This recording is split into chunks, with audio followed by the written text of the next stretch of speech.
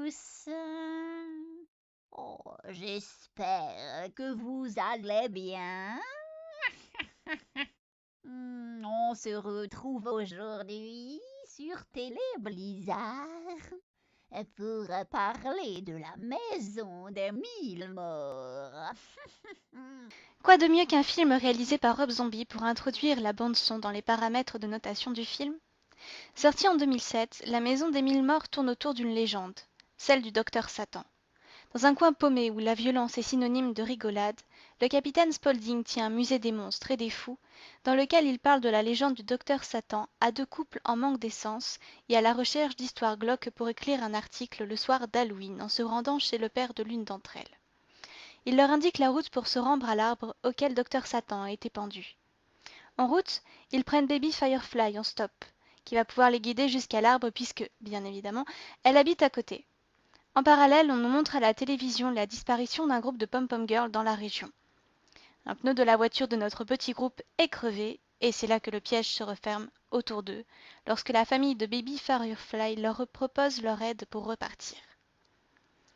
La famille de dégénérés est très attachante en dépit de son côté flippant, et c'est sans doute ce qui lui a valu le fait qu'une suite soit entièrement dédiée à cette famille. Les acteurs sont totalement irréprochables et jouent à merveille leur rôle, bien que l'un des gamins soit un peu abruti quand même.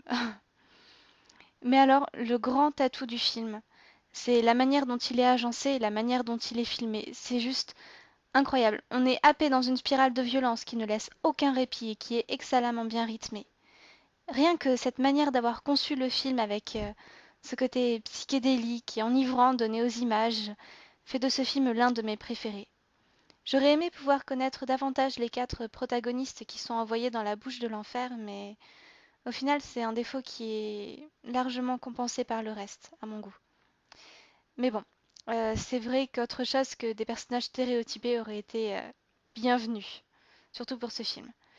La bande son quant à elle est un vrai bonheur.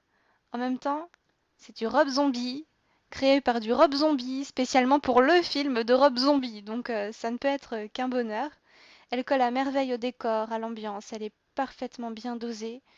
Elle sait quand elle doit être lente, rapide, quand elle doit s'affoler, quand elle doit s'effacer suffisamment pour nous inquiéter. Elle est juste parfaite.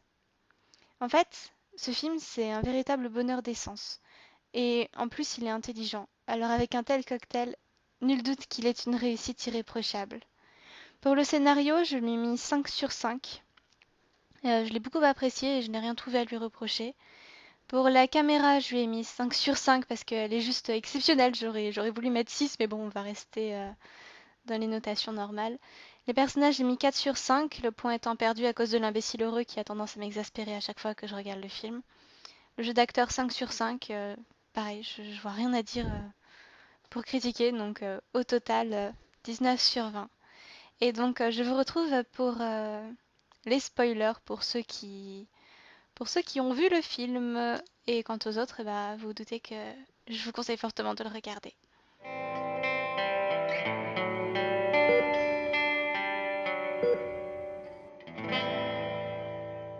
S'agissant des couleurs, j'ai juste été ébahie par leur utilisation dans ce film.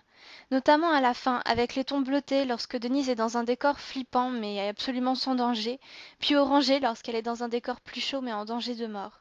Ce jeu avec les couleurs, en plus de la musique, m'a juste époustouflée. Et le côté épileptique de certains passages qui soulignent encore plus la banalisation de cette violence assez extrême est juste magique. Tout comme les plans de caméra. Les passages entre les différentes victimes dans la maison avec à chaque fois des angles absolument parfaits. Le passage où on voit Denise à travers les yeux du monstre à la fin également, par exemple. Tout, absolument tout est calculé et totalement réussi. Pour moi, c'est du grand art. J'ai adoré le clin d'œil à Délivrance à la fin aussi, avec la main de Denise qui sort de la terre quand elle arrive à s'échapper. La seule chose que je regrette, c'est que Denise ait fait confiance au capitaine Spaulding en montant dans sa voiture alors qu'elle sait que c'est lui qui leur a indiqué où elle est et qu'elle se méfiait de lui au début, et qu'elle était la seule à s'en méfier d'ailleurs. Mais bon, après ce qu'elle a vécu, on peut comprendre qu'elle ait été trop épuisée pour se méfier, mais j'en suis pas tellement convaincue. Mais ça ne fait rien parce que sinon on n'aurait pas eu droit à la fin épique que Rob Zombie peut ainsi nous offrir, donc on leur pardonnera. Donc voilà, je vous conseille de regarder ce film à nouveau pour ceux qui l'ont déjà vu, qui l'auraient oublié, parce que c'est un film qu'on n'oublie pas comme ça et qui se regarde à nouveau avec plaisir. Je l'ai vu au moins 3 fois et à chaque fois c'était un vrai régal. Donc voilà. Portez-vous bien, à bientôt et je vous retrouve pour les avis.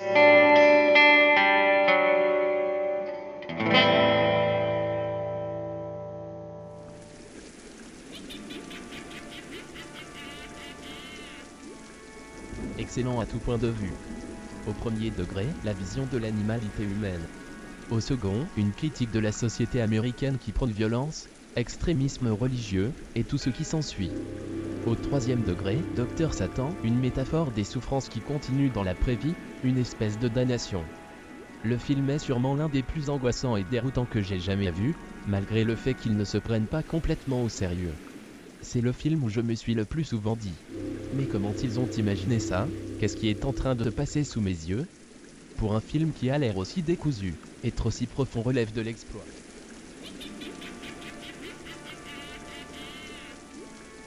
Tout de suite, le film ne nous laisse pas le temps d'être surpris avec l'annonce à la télé de cette fameuse fête qu'est Halloween. On est donc directement dans le monde de la peur, entrée en scène du scénario un peu simplifié.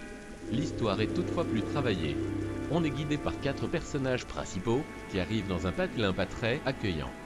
Ils arrivent dans une station-service où le propriétaire, déguisé pour Halloween, les accueille. Après avoir discuté de leur activité avec l'homme masqué, ce dernier décide de leur raconter la légende qui existe dans ce patelin. L'histoire, bien amenée donc, prend un sens plus que crédible, mais comment ne pas réussir cela, sachant que la facilité a été choisie comme option avec Halloween. Scénario crédible, mais peu méritant. 5 sur 10. Les personnages, les aventuriers, les 4 personnages ne sont pas très attachants, voire même plutôt ennuyants, hormis un, qui a l'air plus extraverti que les autres. Ils n'ont pas d'histoire, enfin, ils en ont une. Celle de fêter Halloween chez le père d'une de leurs amies. Mais encore une fois, c'est très facile. Ils apparaissent de nulle part pour aller fêter Halloween. Donc entrer en scène de nouveau simpliste. Les habitants du village, j'ai envie de dire, heureusement qu'ils sont là, ils jouent parfaitement leur rôle de psychopathe animé par la fête. Très bon jeu d'acteur de leur part, pas si facile à réaliser, donc point positif. Les personnages extérieurs, père, police, bonjour au revoir, 15 minutes d'antenne, si ce n'est moins. Les policiers meurent, bon ben salut, c'était les 2 seuls policiers de ce pays. Bien sûr, ils sont là pour apporter un espoir, et détruire cet espoir, cela donne plus de cruauté à cette maison. Mais il faut avouer que c'est à peine si à la fin du film, on se souvient d'eux. Personnage, 5 sur 10 malgré le très bon jeu d'acteur des habitants du patelin, faute à un mauvais scénario. Le décor, j'ai envie de dire, splendide, comment rendre la chose plus effrayante? Ça colle parfaitement à Halloween, avec une touche de malsain en plus pour bien nous faire comprendre que c'est la fête préférée des gens du coin. Cependant, ils ont un peu abusé sur le pot de peinture rouge par moment. Décor, 8 sur 10. Voilà mon avis maintenant, j'ai bien aimé, mais j'ai été forcé de préférer le propriétaire de la station-service plutôt que les personnages en détresse. Cela est dû à l'ennui total de ces personnages. On a l'impression qu'ils se sont forcés à jouer dans ce film. Sauf un, mais qui n'est pas mis en avant plus que ça. Je ne le conseille pas plus que ça. Si quelqu'un me demande conseil de film d'horreur, je ne penserai pas à celui-là, ou alors en tant que roue de secours, jeu de mots par rapport au film.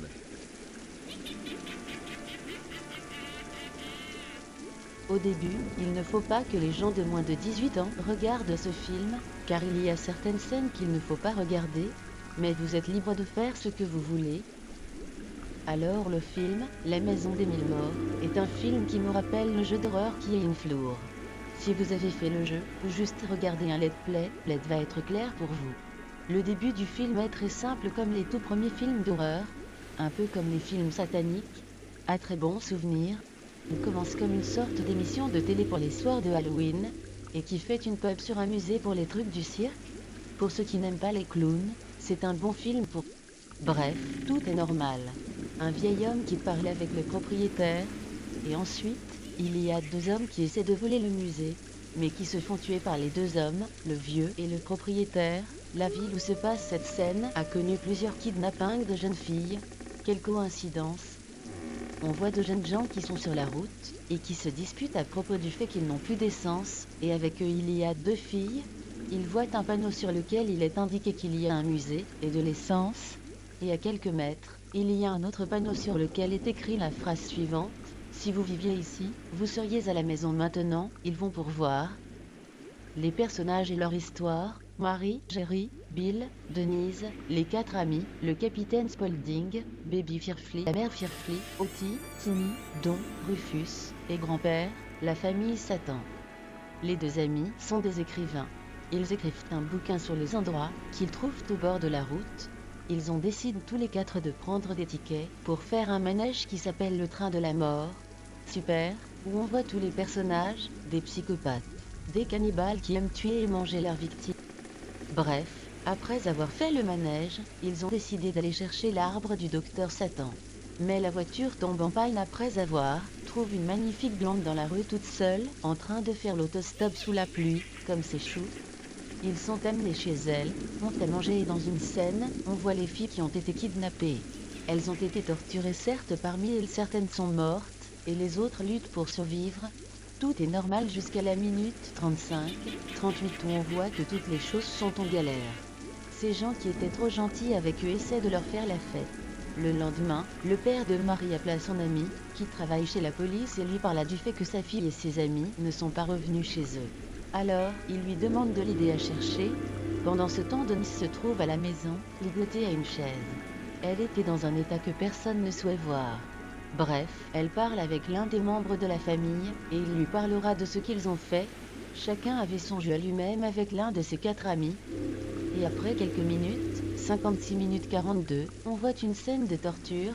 Pas de commentaires, et la même chose pour la minute 1h09 minutes et 21 secondes.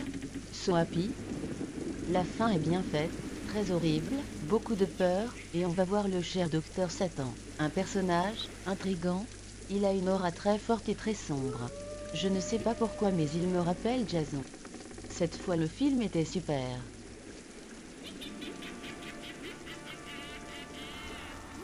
Bonjour à tous, donc je me présente, moi je m'appelle Meta. Donc Azalis m'a demandé de regarder La Maison des Mille Morts. C'est dans le genre de cas que je peux me demander à quoi ça sert de faire un film en fait, tout simplement. Donc je vais vous lire rapidement le petit synopsis qui a été inscrit sur Wikipédia. Donc Maison des Mille Morts, House of the 1000 Corpses. Film américain, Rob Zombie, sorti en 2003. Je tiens à préciser le 2003. Maintenant, je dis rien de plus. Dans la soirée d'Halloween du 31 octobre 1977, 2 jeunes couples se lancent à la recherche du célèbre tueur en série Dr Satan, une légende locale. Surpris par un terrible orage, ils se réfugient dans une mystérieuse demeure où réside la famille Fireflies, Lucioles en français. Une famille pour le moins étrange, celle-ci se compose de membres adeptes du cannibalisme et de rites sataniques. Le cauchemar peut commencer. Voilà. Faut savoir que c'est un film qui, heureusement, ne dure pas tant de temps que ça. Maintenant, si je devais en donner une critique positive ou négative en 2 secondes, à chier. Tout simplement, déjà je ne comprends pas le concept du... Je ne comprends absolument pas le concept du film en fait. Tout simplement, il n'y a pas d'histoire, le scénario est bâclé.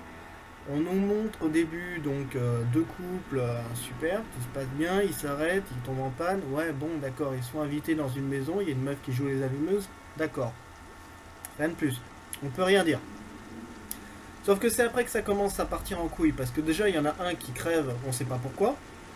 Et en fait, le film se construit sur la base de on sait pas pourquoi. Les mecs sont méchants, on sait pas pourquoi. Ils chassent des gens, on sait pas pourquoi.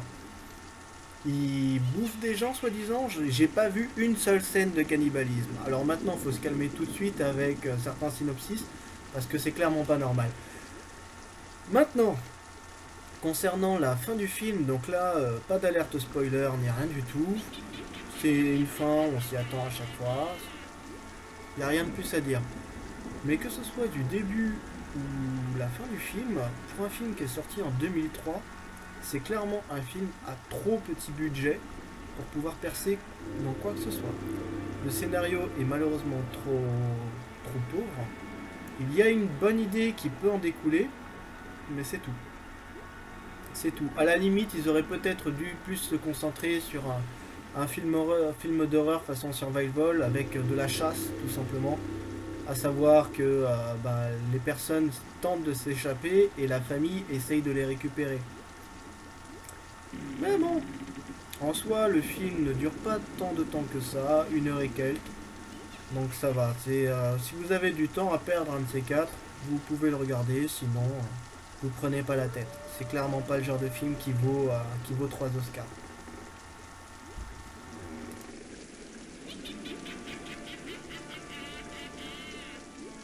Par rapport à ce qu'a dit Legba, je suis totalement d'accord, et c'est justement ce qui fait la force et le charme du film. La présence d'Halloween dans le film, à mon sens, est là uniquement pour sous-entendre que pour eux, que ce soit Halloween ou non, c'est toujours comme ça. Au niveau des personnages, je suis d'accord, c'est le seul défaut du film. Et j'ai peut-être un peu surnoté les personnages avec du recul. C'est vrai qu'ils sont un peu trop délaissés par rapport à la famille. Un 2,5 sur 5 aurait été plus adéquat, objectivité quand tu nous tiens. Pour les scènes du film qui peuvent choquer, je préfère vous prévenir, dans cette rubrique, on traitera de survival, c'est-à-dire qu'on passera du détour mortel à beaucoup plus choquant que la maison des 1000 morts. Je vais envisager de mettre un âge limite sur toutes les vidéos.